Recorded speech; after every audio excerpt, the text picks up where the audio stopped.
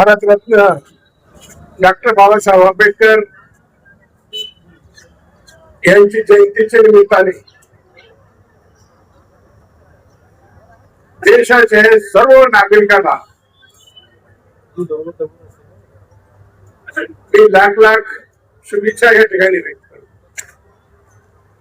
मित्रांनो, डॉक्टर बाबासाहेब आंबेडकरांचं संविधान आणि त्यांच्या संविधानामुळेच आज आपण देशामध्ये सुरक्षित आहोत. सर्व जाती धर्माला समान न्याय देऊन हे देशाची घटनेच्या चौकटीत राहून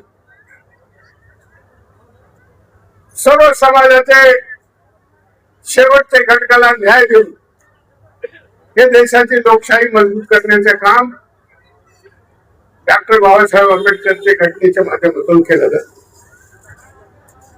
मित्रांनो, या ठिकाणी फक्त शुभेच्छा व्यक्त करण्यासाठी मी या ठिकाणी उभा आहे, पण आज आपण पाहतो आज देशामध्ये संविधान बदल करण्याची भाषा व्यक्त होत राहते.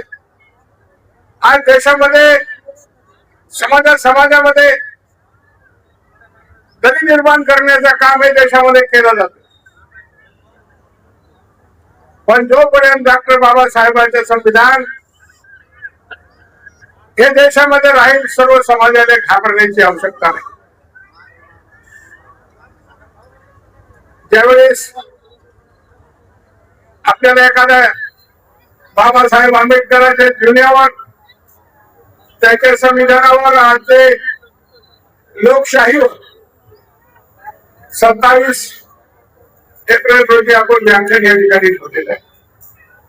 आणि ते व्याख्यान ऐकण्यासाठी आपण मोठ्या संख्येने उपस्थित राहा. खरं म्हणलं तर बाबासाहेबांची जयंती साजरी करण्याचं जे आपण काम करतो या ठिकाणी बाबासाहेबांचे जीवनचरित्र, बाबासाहेबांनी जे जे कष्ट या ठिकाणी समाजासाठी सहन केले, हे सर्व गोष्टीच्या उहापोह चर्चा हे जयंतीच्या निमित्ताने या ठिकाणी व्हायला पाहिजे.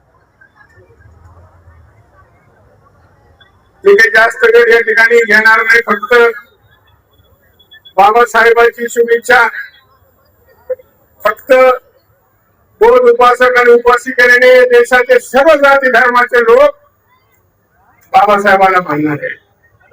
मी तर इथे पुढे जाऊन सांगतो की बाबासाहेबांचा उपकार हे देशामध्ये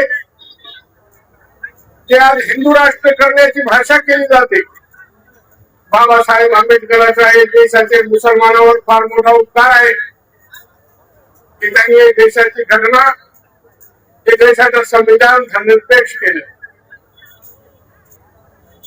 म्हणून आज सर्व जाती धर्माचे लोक बाबासाहेबांना मानणारा वर्ग प्रत्येक जाती धर्मामध्ये तुम्हाला मिळणार.